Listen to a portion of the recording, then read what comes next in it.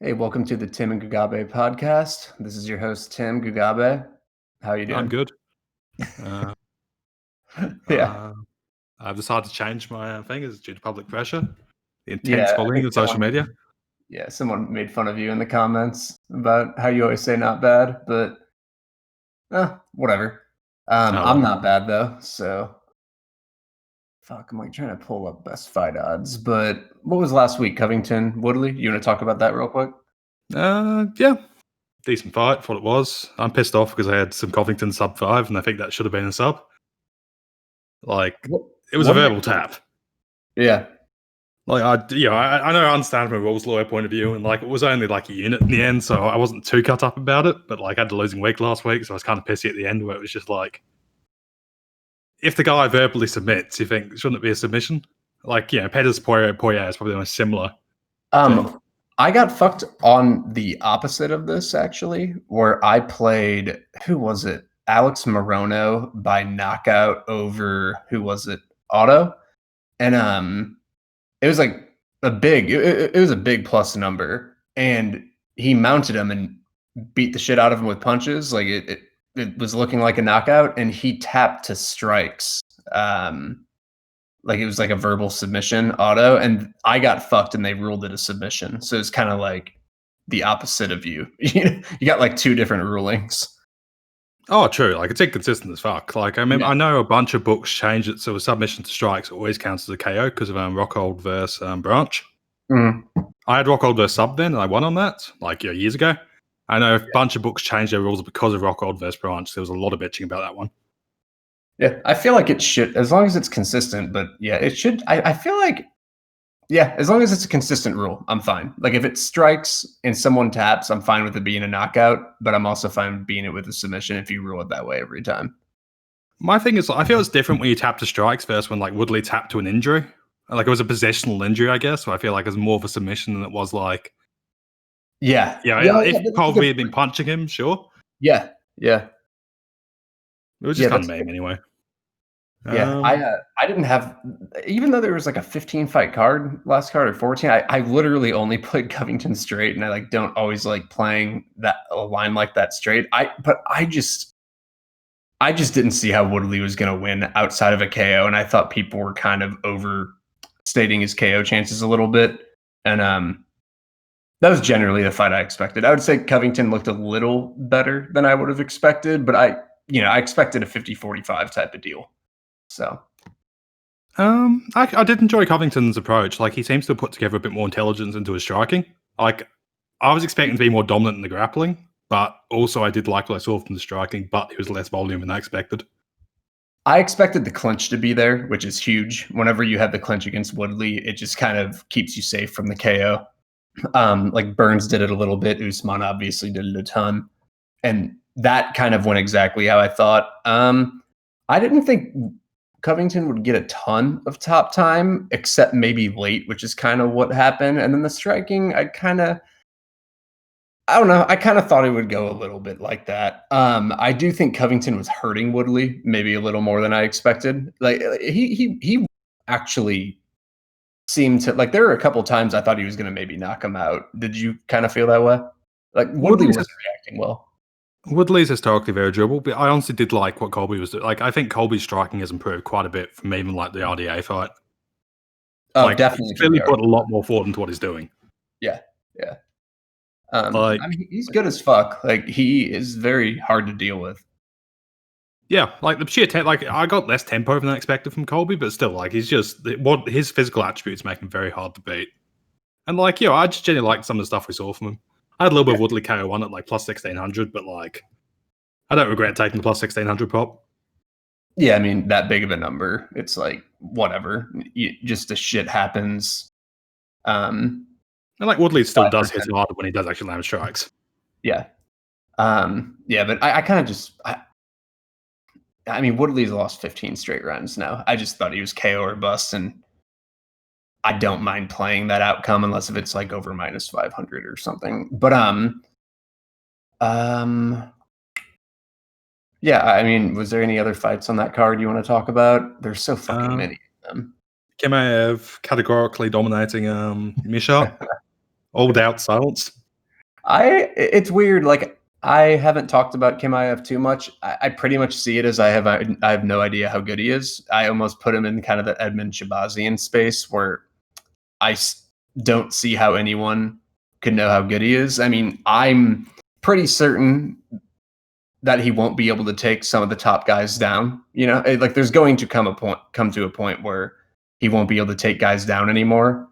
And I saw like a regional fight where that kind of happened already, and he kind of had like a back and forth striking exchange. He looks, but he's super athletic, and he's obviously got a good wrestling skill set. So I think he'll be just fine as far as being in the UFC. But as far as like being champion, I just don't see how you could possibly know yet.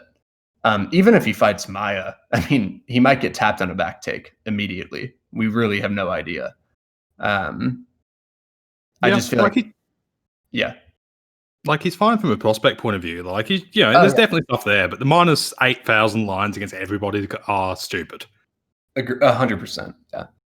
I mean, he's going to probably be a big favorite versus Maia, and that's just not a safe place to play someone who has a lot of unknowns against a super process-driven fighter like Maia. You know, it's just like one double leg and a back take could be the fight. And it's just we haven't weird sweep. Like honestly, Maia's good enough. Yeah. And like I think, I mean, Maia got Usman's back, you know, and Maia's subbed actual wrestlers before, and I could just see. I mean, obviously he could knock Maia into the fifth row, but we have no idea. It's like almost dumb analyzing the fight. It's because if he can stifle submissions, he's a lock, but he might not be able to. And I don't see how anyone can know unless if you've seen him in the gym training, you know? And like context, like even if he can like stifle submissions from somebody decent, like how many Damian Maias are there? Yeah.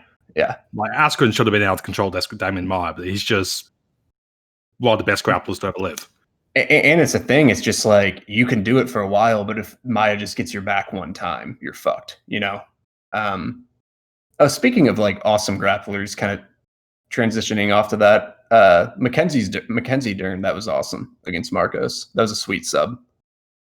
Yeah, I was surprised how like long it took her to get the actual tap for the armbar. Like I find in the UFC, it feels like people just don't tap to like straight armbars. You have to like tuck it past you. She tucked it in the armpit too.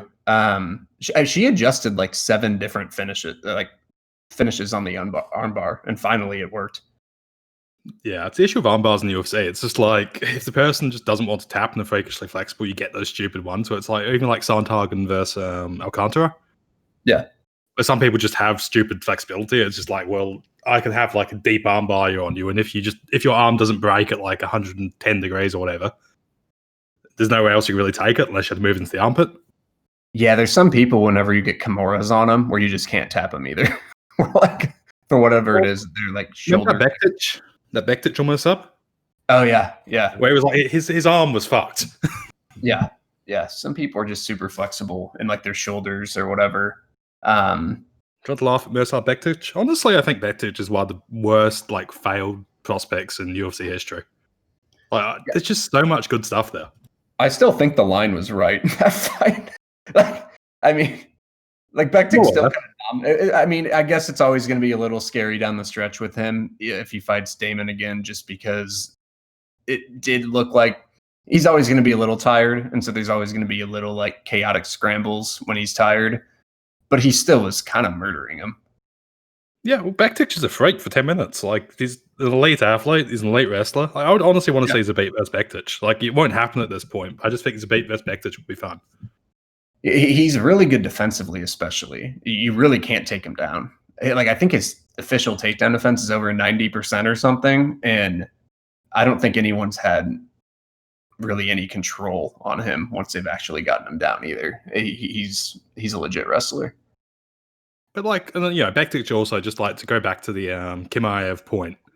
Like Chimaev could easily be a Bektic, where it's like, yeah. It's like, and not only that, he might not be that good of a striker. Like, I mean, we saw Edmund Shabazian. It's like he can kill you, Edmund. He hits hard, and Edmund's a good athlete, like Chimaev.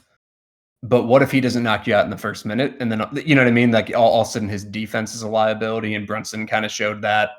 And yeah, he could gas down the stretch. We have no idea. He could, if he gets put on his back, he might look different. But if he passes all these tests, I'd be, like once I see him in these positions and he's really good there, then yeah, I would say he's really good. But right now, I have no idea. That's why I think he can be anything from like his deviation. If he fights Maya, he can be anything from like plus 300 to like minus 900, right? It's just such a wide distribution of percentages, I feel. And then that's pretty much what I thought of Shabazian going into that Brunson fight. Like I thought Shabazian might justify minus 350, or he might be like plus 200 or 300, and he was probably plus 200 or 300. I mean, he looked like the underdog. He had some success early, but then he just got his ass beat because he couldn't get him out of there right away.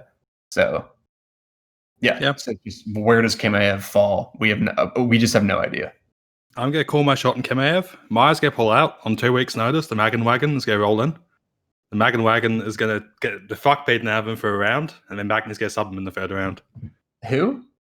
Neil Magny. Oh. I can honestly see it. Yeah, that'd be Magny's not easy to deal with. Yeah, like honestly, if Magny just exists at him for 15 minutes. Yeah, I just want to. It's just the Mearshart result. It just is what it is. Just a quick knockout. I don't really read into it. I just want to see him fight someone good, and we'll kind of find out. And it extend past like a couple minutes, and that will happen. It will happen sooner or later.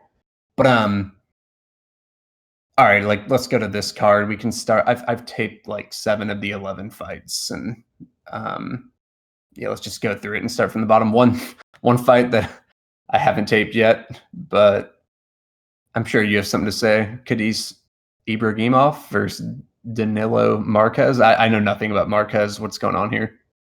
Marques is a can crusher who is very bad. If Cadiz was honestly, if I hadn't seen Cadiz versus Delidze in his last fight, where he just looked like he was terrified, like Cadiz just didn't like look like Cadiz, I'd probably be playing Cadiz here because like Marques is that bad. No, really? Yeah, Marques is awful. Yeah. So like, I think he had like he pretty much has no wins of any wins. It's just like real can crushing, and he hasn't fought in 2 years. Yeah, he's not very good. But the issue with like if Cadiz comes out like against Lidze, where he just looked terrified, what do you do? Yeah. Yeah, I mean, I don't think Cadiz is very good either, but you're saying this guy's not good either, so I don't know. Probably be a shit show, right? Yeah, most likely. Like, there is like no play here. Yeah. All right, fair enough. I mean, don't have much to say. Next fight I haven't taped yet either, but I know both guys. Espino and Hughes. At least I'll just give my pre-tape thoughts. Espino, I've always really liked his grappling. I played him against Frazier, and he kind of did his thing there. Like I think he's one of the better grapplers at heavyweight. Hughes isn't very good, but I remember his defensive wrestling being good. Like he didn't seem like a guy who would just be easily out wrestled. I have to go watch though, but that's just like surface level. So I was kind of thinking if this gets stuck on the feet, maybe it could get kind of weird for Espino, especially at this price. And I remember Espino was like okay on the feet. He could land big shots and kind of like, athlete in and out. But yeah, I kind of just need to look into the grappling a little bit more, but do you have any thoughts? I did a decent amount of tape. I like Hughes. Like Hughes hasn't really fought any good wrestlers, but like he's shown the ability to go back to the cage, people double leg him. He can get up on the cage okay. He's got like process to his counter wrestling. Yeah. And he's also got pretty good cardio and pretty good output for heavyweight. So I feel like it's just kind of a thing where if he can stop Espino taking him down like for 2 or 3 minutes, I could just see him winning automatically, because like Espino's cardio, I'm not really sure. There's no real proof of it either way, but his takedowns can be quite high amplitude. So I'm just, as a heavyweight, and him being 39 years old and 2 years off, I feel like there's a good chance he could gas. Yeah, possibly. Hughes throws decent leg kicks on the outside. Again, like Hughes seems to have a decent idea of what he's doing for takedown defense. Like, he hasn't really got the competition to be able to say he's great at doing anything. But I think there's a big enough question mark here to make the minus 300 on Espino not justified.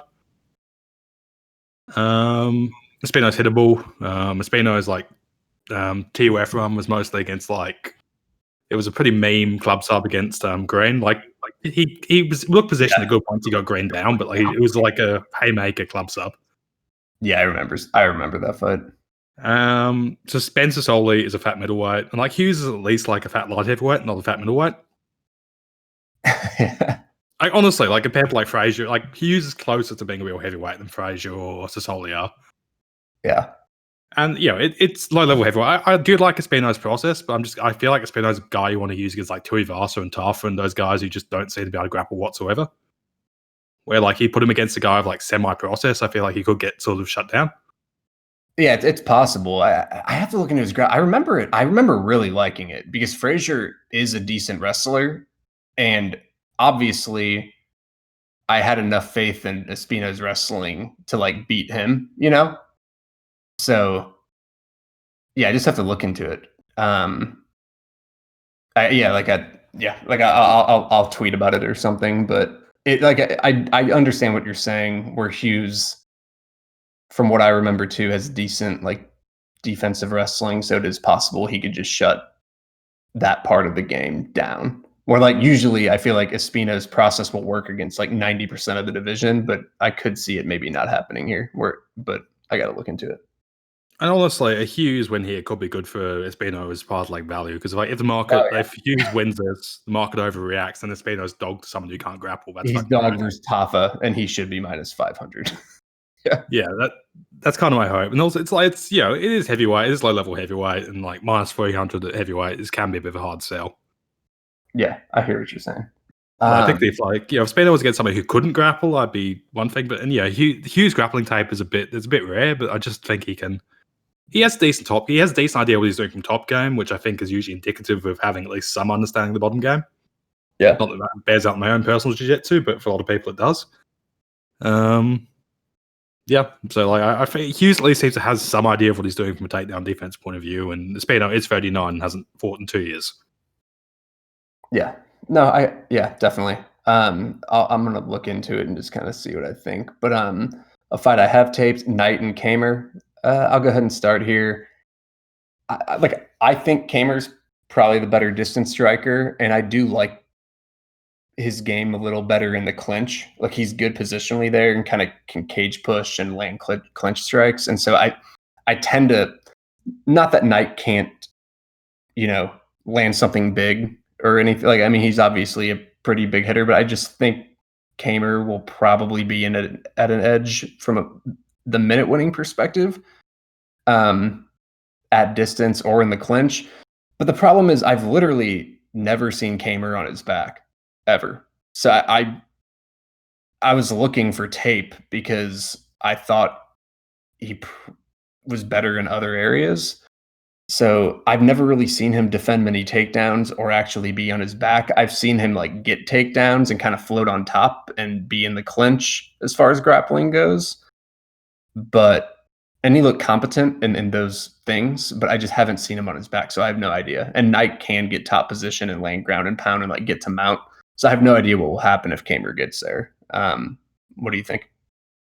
Yeah, I agree in Camur being a minute winner. It looks a bit busier. I think Knight no scorecards is probably a decent spot. Like the RTDs are plus 130, plus 190 at the moment, so no scorecards would be like plus 120.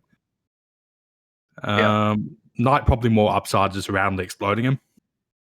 Camur does hit decently hard though. Like decently. Yeah, like I don't know. I could see either guy getting a knockout here.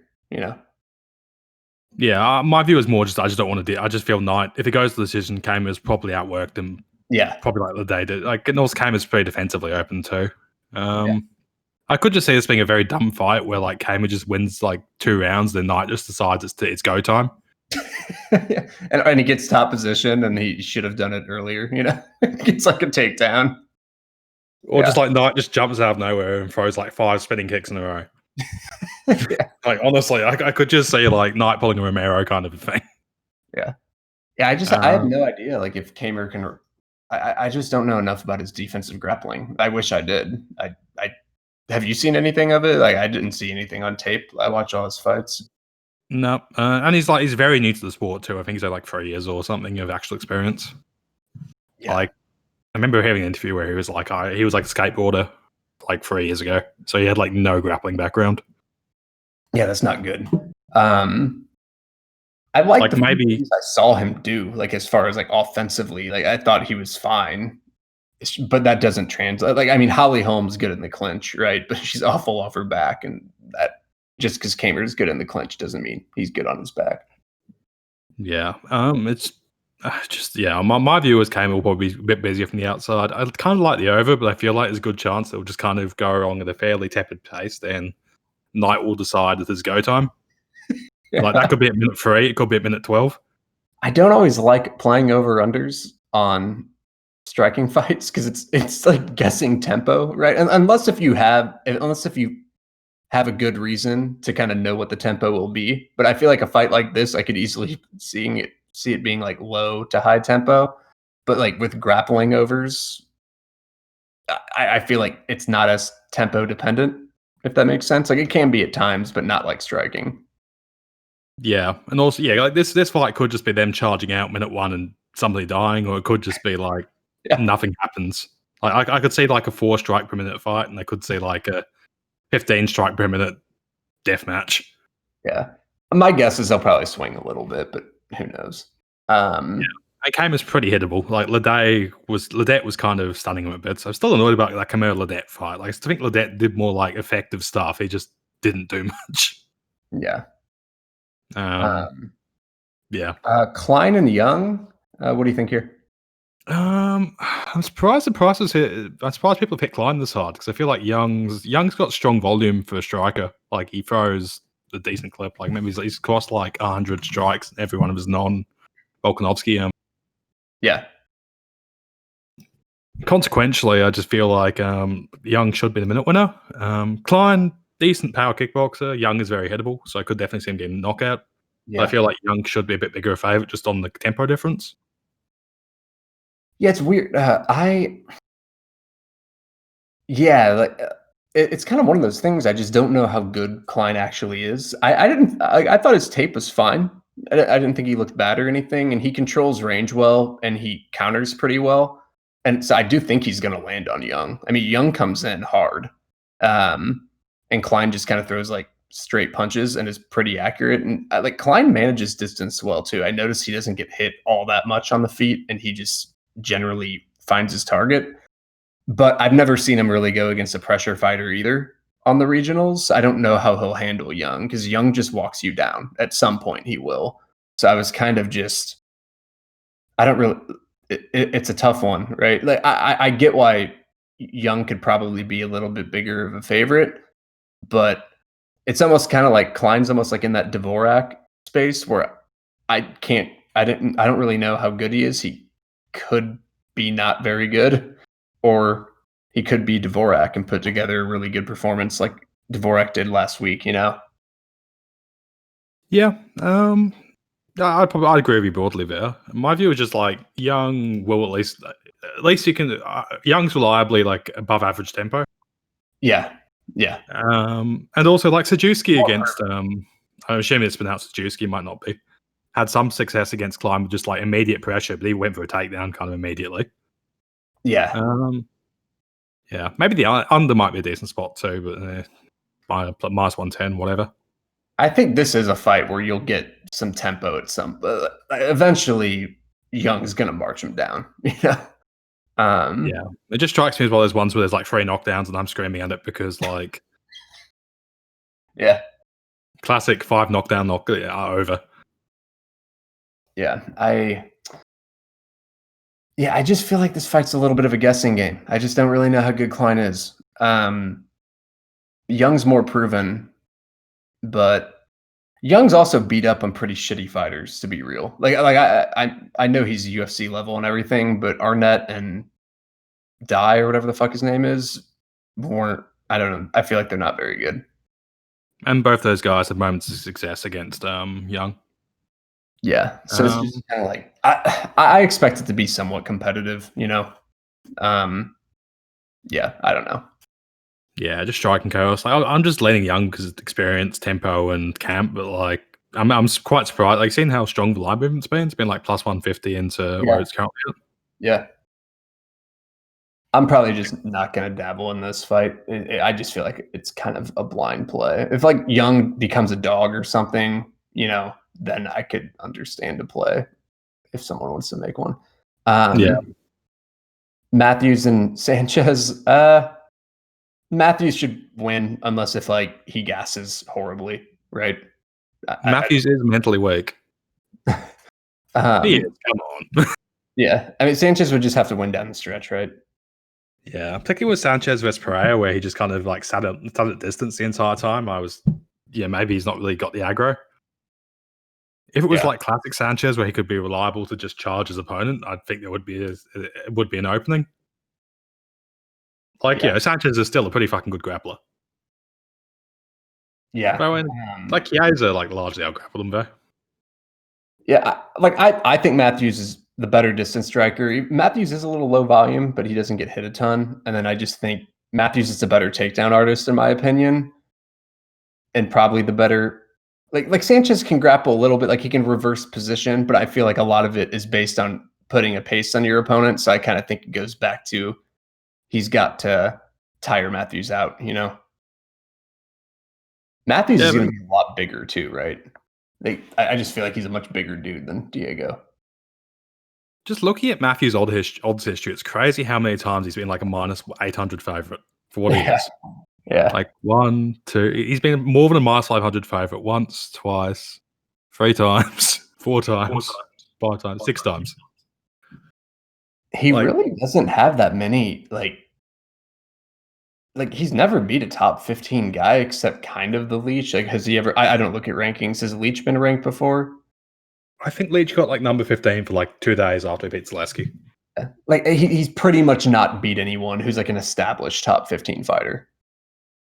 Yeah, like he just exists and he occasionally gets softballs. Jake Matthews is just like I've rolled him a few times, decent guy. He's just his career is quite confusing in that way. I forever hate him for beating the Leech like that. I was quite big on the Leech. He beat the fuck out of him too. Yeah, but it's like the high water of his career by like a massive margin. Yeah, it's just his performances are just like incredible.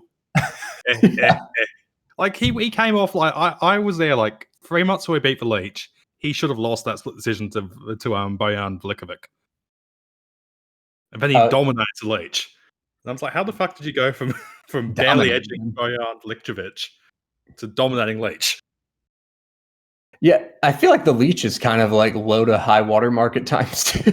Like he'll put on a great, like dude, he beat the fuck out of Zaleski, and that's not easy to do. That was such a good performance. And then against Magny and Matthews, he looked like Tabora in his like 3-loss skid. You know, he just looked like he was ill or something. I think he's one of these guys who overrates his own grappling. So yeah, like he just push for it. Yeah, like Leach just ends up grappling with better wrestlers, and it's just like, why are you doing this, you idiots? Yeah. So Matthews probably like the most mediocre fighter ever to be minus 500 favorite or more 6 times in the UFC. Yeah. I mean, how many people even like get that? Like, it wouldn't shock me if Jake Matthews had been like a minus 500 more times than like, I don't know, Anderson Silva or something like that. He definitely has a lot. He's just getting softball matches kind of in those like local shows too in Australia. And he's lost a bunch of them too. Like he lost to, I remember I was there for Matthews versus Holbrook where he lost in like dominant fashion as a minus 500. Yeah, God, there's a ton of like, I think I already kind of knew this, but just seeing Matthews too, there's like 5 or 6 Australian guys on this card. I know some of them are from New Zealand, but yeah. City kickboxing. Yeah. Most of them CKB. Matthews is the only one who isn't CKB from memory. Got it. Yeah. Probably just because it's Fight Island, so they're trying to get that area of the world like employed, like those fighters, I guess, trying to get them fights.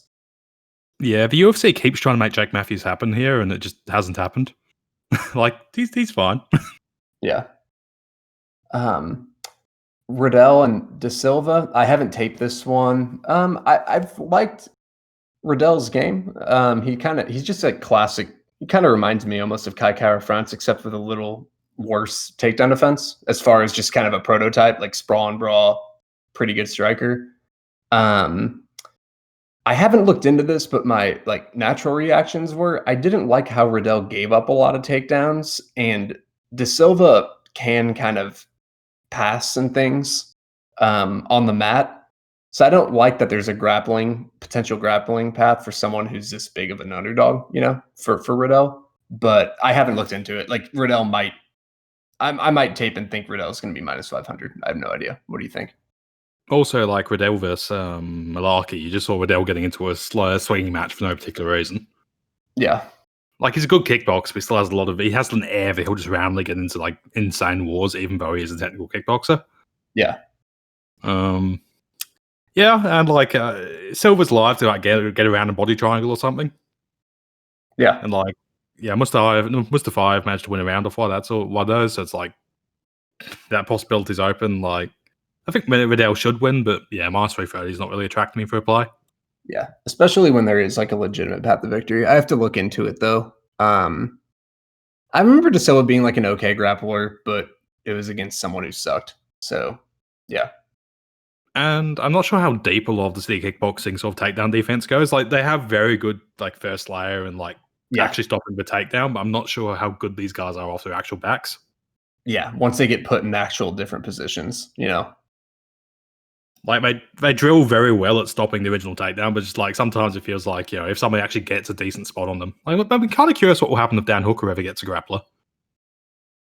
He seems a little deeper, like because he is actually not bad just offensively either. Like he was landing takedowns on Felder and Poya. And he almost subbed. He's got kind of like tall man jiu-jitsu. He dominated Iaquinta on the mat too.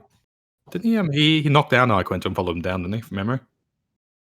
That could have been it, but I remember he just like floated on top.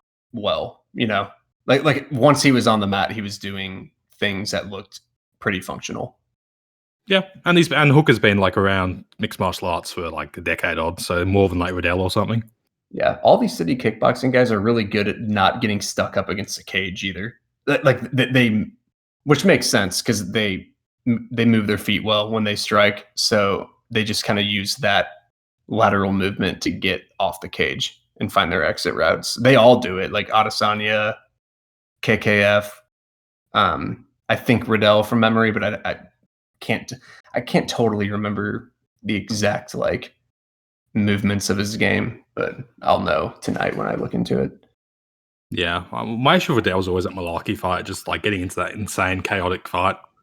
It's just like, yeah. Guess what Silva sub will end up being? Like, could be worth a flyer, but who knows? His inside the distance plus 360, so probably like plus 450 to 500 or something. Yeah, pass. Dawodu and Zubaira. What do you think here? I like Dawodu a lot, but my issue is Dawodu's got that sort of slow first round, and the takedown defense is still a bit of a question. And again, this is just based on speculation, but I feel like Abu Dhabi cards recently we've just seen like a certain judging lean towards Russian/Middle Eastern sort of fighters. So I could easily see this being a stupid split where like Dawodu probably has the best round of the fight in round 3, but it just ends up being like a Zaleski Salikov sort of situation. Yeah. Dawodu Silva is just Tukov can wrestle sometimes when he feels the need, and I think should be kind of interesting. Dawodu round 3 is probably worth a play as always. Yeah. I'm in the middle of like I literally have the fight one of their fights on the screen right here, but I kind of see it as Dawodu has the volume upside on the feet, better striker, especially down the stretch, and Zubaira is weird. He usually attempts like 6 to 8 takedowns per fight, but then randomly against Felipe Nover, he didn't attempt one, and he won a split decision. So it's like, if he doesn't attempt a takedown here, he's probably going to lose. So that's kind of scary if you bet him, because even though I'm sure he'll probably go for takedowns like 4 or 5 out of 6 times he has gone to that win condition, but there was a time when he didn't. And I feel like if he shoots 6 to 8 takedowns, he'll probably get 1 or 2, which I was kind of thinking that will probably turn into a split because I feel like Dawodu will edge him on the feet a little bit, you know? I wanted to look into Dawodu's get-ups a little bit.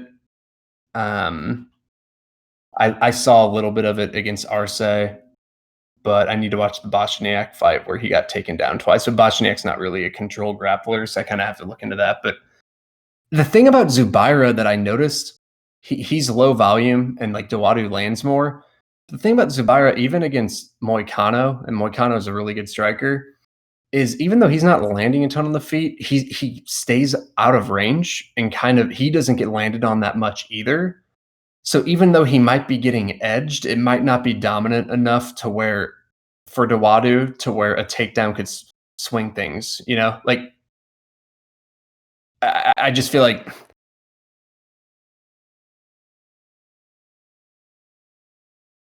Hello? I think you just dropped.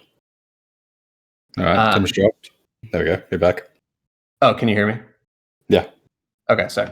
I guess what I was just trying to say is since Zubaira stays out of range enough and absorbs a low amount of strikes generally on the feet, even though he's not landing a ton of himself, the margin might not be big enough for Dawodu if he gets taken down later in the round, you know?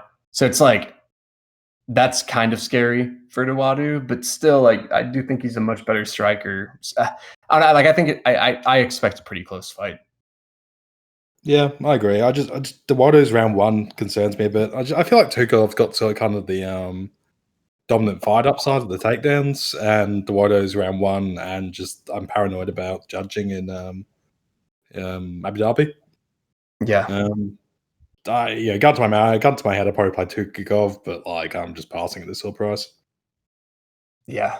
Yeah, it was a toughie, and it just kind of if Zubaira really forces a grappling, it's like he'll probably get a takedown or two.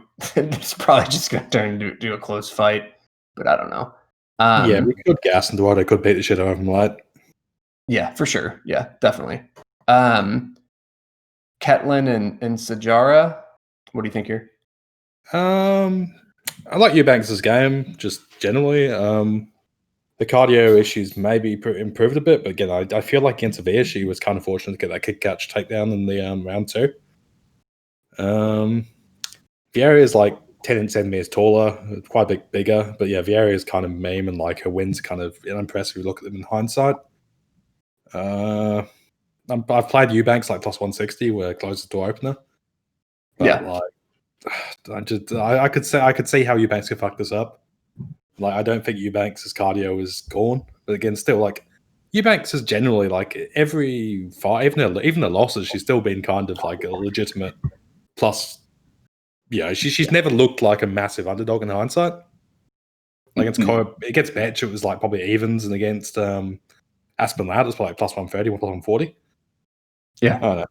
Like, yeah, Eubanks generally just she's got a good skill set. It's hard to sort of take her out of a fight completely. Vieira hasn't fought much lately. I took some plus 160, but kind of towards passing at the current price. You? Haven't taped. I know both girls well. The last fight I have to tape, and it's no way that I would play Ketlin here, just because Eubanks has literally never been outlanded in strikes in her career. Like even those fights she lost, who was it, Lad and Beth? She still outlanded both girls. She beat Lad. Yeah, like I mean, whatever you think. Like I know that was a close fight. I would put a draw. Draw was my personal scorecard, but still. When I rewatched it, I kind of thought she got 2 rounds and she got 10-8'd one round, but it was close. It was like Lad definitely got a 10-8, so I don't think Lad lost the fight. So it was kind of like Lad or a draw, and I tended to lean a draw, but still, like she still outlanded Lad in the fight. So I literally can't play Ketlin because of because of that. And Ketlin doesn't land a ton of strikes either. And that's kind of the issue I was having is if Ketlin doesn't out grapple her, I feel like Eubanks will win, you know? Because I just feel like Eubanks is kind of the busier striker, and Eubanks might be able to get a little bit of top position. Even Ketlin's pretty good defensively. So, like, my thoughts are they'll probably nullify each other a little bit in the grappling, and they'll stay striking, which is probably in Eubanks' favor. And I just need to look into Eubanks' defensive wrestling a little bit more. Like I remember it always being pretty good, so I tend to think she's a side, but I haven't taped yet either. I definitely don't think you can go wrong with her plus 150 just based on the metrics and just the style matchup too. Yeah, and they're both pretty. Like neither is like a cardio machine. Like Vieira has kind of slowed down a bit in some of her fights. From memory. Yeah, definitely. So like this could just end up being round 3 Lad versus. It could just be Lad versus Eubanks round 3 over again.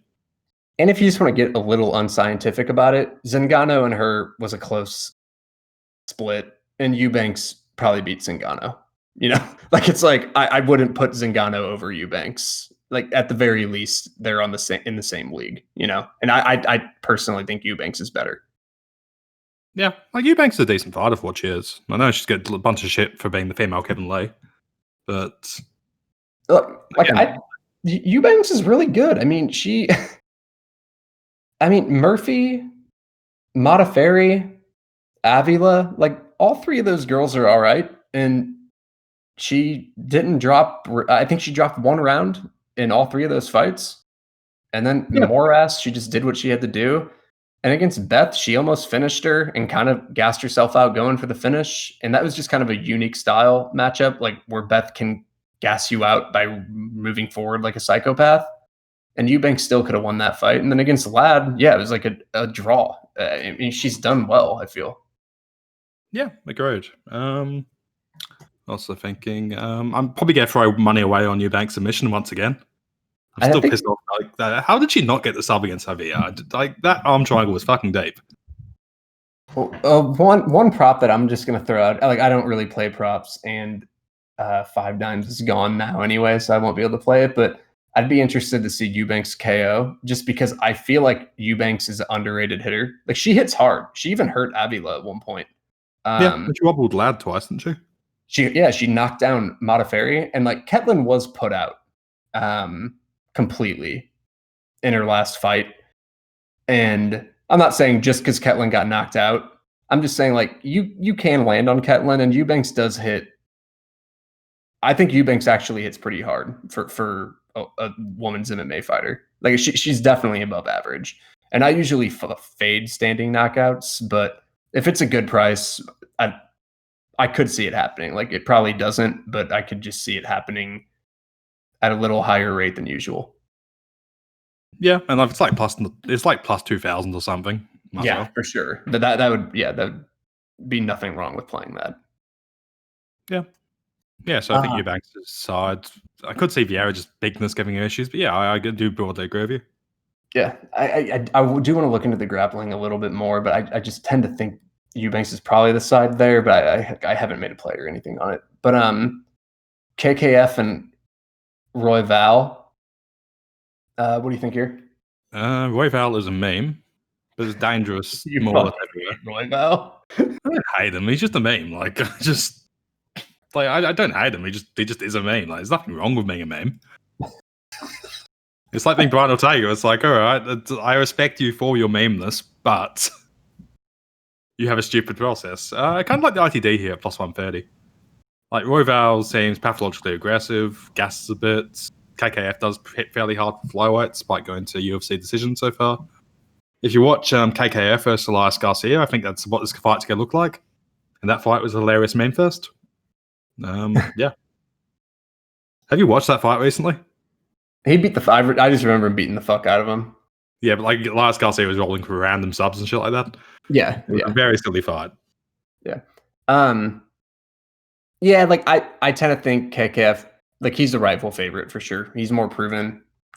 Good striking stats, hard to take down. The thing is, I've never really seen Royval. Like Royval offensively can put together some decent strikes, decent leg kicks. I've just never really seen him fight for like unless if Royval goes for a takedown and like KKF stops it and ends up on top, kind of similar to the Garcia fight. I generally think they'll stay on the feet because neither of them, I mean, KKF doesn't really go for takedowns much and he has really good takedown defense. So I tend to think they'll be on the feet mostly, unless if like a failed takedown makes them both go to the floor. And it's just like on the feet, KKF, we've seen him fight a composed striking fight multiple times. Like we know he can do his thing there. And it's just Royval, I've never really seen him more than like a minute at a time fight there. He kind of just goes nuts and like crashes the pocket. And like in a few exchanges, I've seen him look pretty hittable. So I have no idea how good his defense is over the course of 15 minutes. I tend to think he'll probably get landed on a lot just because he looks very raw, but I just don't know. Like, I don't really know what he's going to look like on the feet if they just stay there for 15 minutes.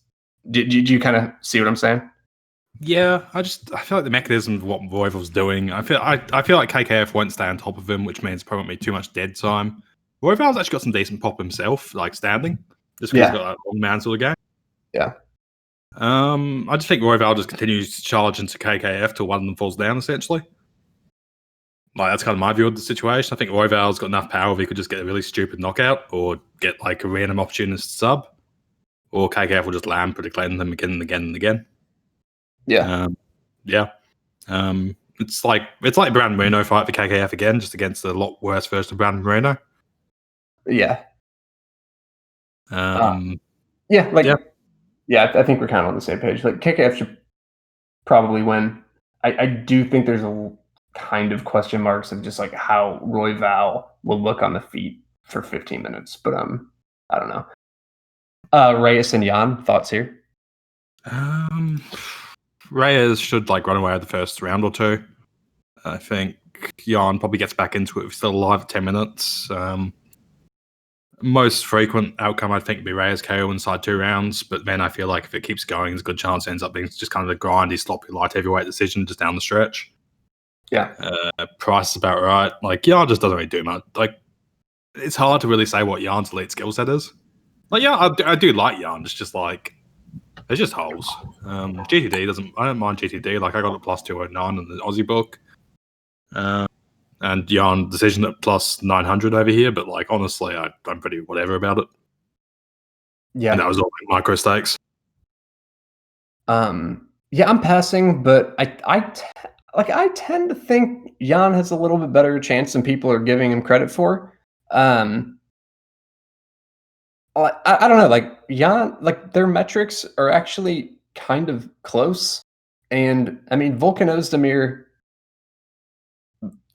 Like Volkan Ozdemir was kind of neck and neck with Reyes, you know, throughout 3 rounds. And yeah, it's not like Jan's ever been like outstruck dramatically on the feet, you know? Like I guess Santos a little bit, and then Santos knocked him out, but I don't know. Like Manuel, what wasn't he? In the first Manuel fight, wasn't he? From memory. Let's check the fight, mate. I remember Gus ended up taking him down a bunch. I'm pretty sure Manuel outstruck him. Jan 44th at 43. Yeah, like the distance strikes, Jan's always done decently well, except against Thiago Santos. And just the fact that Reyes only landed 44 strikes on Volkan Ozdemir, and Reyes does like to counter a lot, so I could see this like tempo being a little low. I don't know. Like, I mean, Reyes has looked good in the fights he's needed to look good against. Like, he looks good against OSP and obviously against Jones, but I just feel like Jan generally competes well. And I wouldn't say Reyes is an unknown or anything, but I could just see, like, I feel like a lot of his striking is based on kind of athleticism. And I think Jan's like decently a technical striker. So I don't know. I could just see it getting a little interesting, but like, I mean, I think Reyes is the rightful favorite, but I think it's just a pass, personally. Yeah. I feel like you could probably pick up Jan live for like plus 400, plus 500 after round 1 or so. Yeah. Like, I think Reyes will slow down a bit. Like, I think that it sidesteps the Reyes KO1 outcome, which is obviously something you want to avoid. Yeah. Also, it's like I just feel like Yuoung probably better cardio, more proven. So yeah, just that's my. I feel like Reyes wins like the first round or two, then just like it just devolves into a like heavyweight slot fest where you get like a Reyes having round 1 and 2 clearly, and then like 3, 55, 45 rounds. Yeah. It's just with striking variance and the fact it's a striking fight and the fact that Reyes was outlanded by Ozdemir in total strikes, 48-47 over 3 rounds. Just like I can't play Reyes at those odds. Like I don't think anyone should. Yeah, But agreed. like I mean he might look fine, like, and he might just kind of dominate. Like he's good. Reyes is good, but it's just a wide price. I feel just a little bit, but it's also kind of crazy that Reyes is a bigger favorite than Corey Anderson was. Seeing the dynamics of those two fights, like Corey got clipped, but if Corey like made his wrestling game work, it would have been goal fucking. Yeah, like I played Anderson. Like I'll admit when I kind of made some bad play. Like I think I got pretty lucky in Erwin Rivera over El Kasi recently. Like I can name a lot of fights, but that was a fight where I just think Jan had his win condition personally, But yeah, he needed the KO1.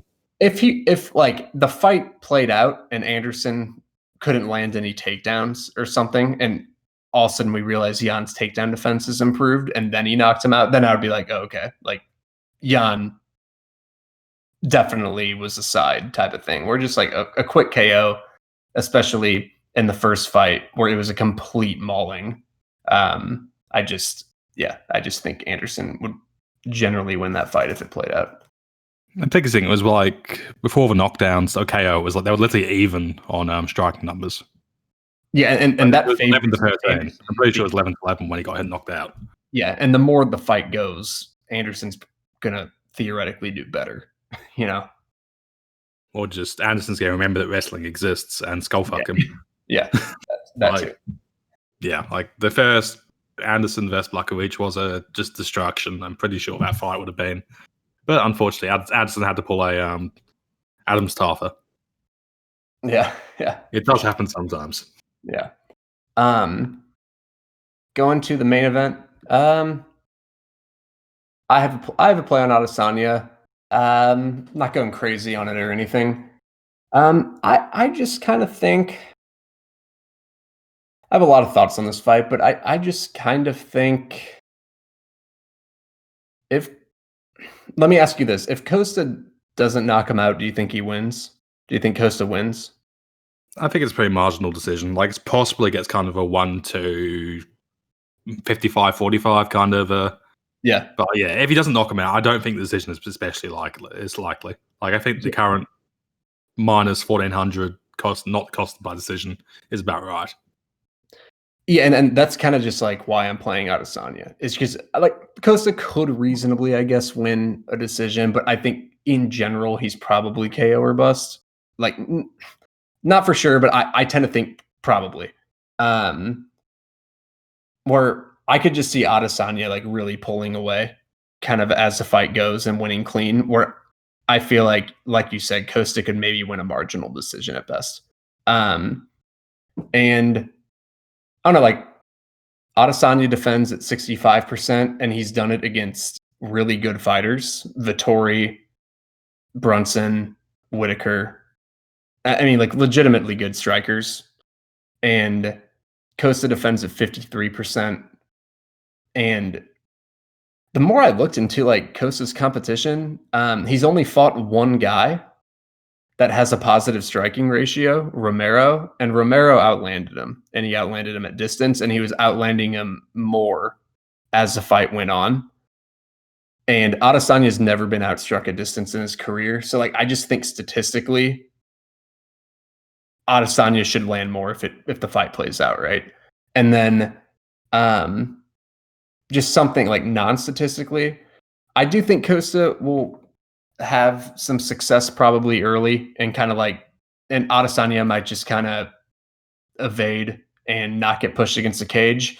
But like even if you just like when the next highlight of this fight comes on and you're just watching Costa's highlights, or when you watch his fights, almost all of his strikes land when he has his opponent back up against the cage. And it's either because they don't know how to get off the cage or because they tire out. And Adesanya's not going to, like, Adesanya's got legitimate cardio. So I don't think he'll tire out. And he actually moves laterally really well. Like, Adesanya can fight going backwards. He's one of the rare guys who can and kind of like move left to right well. And so that's kind of what I think. Like, I just think statistically Adesanya is better. And I think where Costa usually has all his success, it's like usually when he kind of overwhelms somebody with accumulation, which I think will be hard to do on us Adesanya because he defends at 65%, or against the cage, Adesanya is generally good at getting out of there too. And that's kind of like my main thoughts of the fight. But what do you think? My issue is mostly Adesanya's round one being pretty slow, so I feel like you're better off live betting him after a round. That's a fair point. I don't have like Dimes is gone, and I'm like right now I'm like transitioning to a few different books. I don't think have live betting, so I'm just playing Adesanya pre-fight. But I get what you're saying there for sure. Like I could say Israel evens after a round, which is probably the spot you want to be in. Just looking at like historically, Israel outlanded Whittaker by 3 strikes round one, got outlanded by 2 by Gastelum, got outlanded by 2 by Romero. It was 4-2 in round one of Israel versus Romero. Yeah, which is incredible. That fight's like way different though, because it's like I know, but still. Yeah. like this one, there's going to be action for sure. Tavares probably had his best round one. Vittorio Adesanya round one was pretty close. Yeah. I just feel like Costa could like take the first round or two just off pure enthusiasm. So, yeah, I mean the thing is like Costa lands a shitload of strikes, but I do think a lot of it is because of awful competition. But I mean, he still landed a shitload on Romero, so he's capable of landing a lot. It's just he's gonna get hit, like he's gonna get hit throughout 5 rounds. Where I'm not sure he's going to be able to consistently hit Adesanya throughout all 5 rounds. Like he might be able to hit him a lot early, but I think if he doesn't get him out of there, I just think Adesanya is going to get up on the numbers. I don't know. Like Costa could knock him out. Shit happens for sure. Like it's a high variance striking fight, but I feel like has Costa really like one punch knocked it out anyone? Like I feel like it's usually like accumulation, Yeah.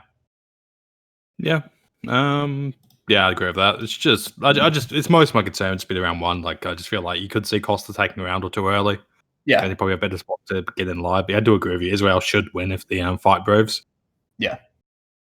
That's pretty much what I think too. Like if Costa wins round one, I wouldn't be surprised. But he's like I don't know. He just doesn't defend well. Like he's really exciting. Like I played him over Romero, and it was a really close fight. So I think he's good, but I just think Israel's legit. It'll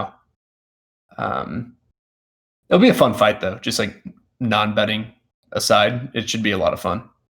Yeah, it's got that big fight vibe. Like I've had multiple people messaging me in the last week asking how to watch it. So like, casual seem to be interested. Yeah, for sure. Like it should be a good fight. I just feel like I'd rather take the live bet entry, but yeah, and I appreciate going pre-fight Israel. If you have access to live betting, I agree with you. Costa KO1 is plus 500, yeah, probably pass. Costa no scorecards plus 125, yeah, probably not worth it. Costa points handicap plus 5.5 is evens. Yeah, that's 5.5. 5.5 means Costa would have to win 2 rounds, wouldn't he, and make a decision? Nah, it's not worth it. Yeah, he just looking through props. 2 rounds, but like, yeah, it could go a few combinations can get him there. Like round of 10 just shimming, just 10 nines. Yeah. Like 49, 46 is 9. So yeah, that's right. Yeah. It's just like if there's 48, 47s and a 49, 46, he'd be okay too. But if there's like 2 49, 46, he's fucked. Unless if something goes rogue, Yeah, it ends up being 49, 46 Costa, 49, 46 Adesanya. Then you'd be fine. Yeah. Which that happens at times. It does. Yeah. Waterson, shout out Waterson versus Hill. Oh yeah, we haven't. That was a good fight. Like, I guess we can end on talking about that. I mean, I've always kind of not been high on Michelle Waterson, and that was a legitimately good performance by her. Yeah, like it's one of those ones where I feel that Hill won the fight we got, but I also feel that Waterson was probably value. Like, yeah, some fights where I'm like, all right, I feel like the plus 130 side was probably value because their grappling was more actionable to win rounds than Hill's striking advantage was. But I also think Hill won that fight. Like, there'll just be split decisions where it goes against EV. I thought it was a classic split decision and didn't have strong opinions on who won. I think there was like one round that I think was the swing round, and I was just kind of like, I think that was round 5. And I was kind of like, like it was close. But I agree with Waterson being a value just because the fact that she can get a takedown and win an entire round that's clear is enormous. And she can at least win rounds on the feet too, because she did. Where, like you said, Angela's never going to like win with offensive grappling, most likely, you know. Yeah. So, like, I'll take the upside of that. Like, I remember when I said when Sakai versus Ivanov, same sort of deal back in the day. Yeah, I felt Hill had a better argument to win the decision, but like, it wasn't an awful robbery, and like, I generally feel if you rerun it 100 times, Waterson probably wins at like 55% clip. Yeah, it's like, agreed. It was just like a razor close fight, and I agree, Waterson with the grappling upside. But I'm gonna go though. It's late as fuck here, but yeah, we'll also be. This is an announcement. We'll also be on like Spotify and Apple, like the Apple Podcasts platform and all that shit, in about a week. So this episode probably won't be on it, but I think starting on the next one we will be. So exciting news. So I figure with the demand of our podcast going from 8 people to 18 people, you know, we need to handle the capacity a little bit. Yeah, we'll be opening up OnlyFans sometime soon too. Nice. All right, man. Well, all right. I'll talk to you later. All right, catch up. Be good. Yep.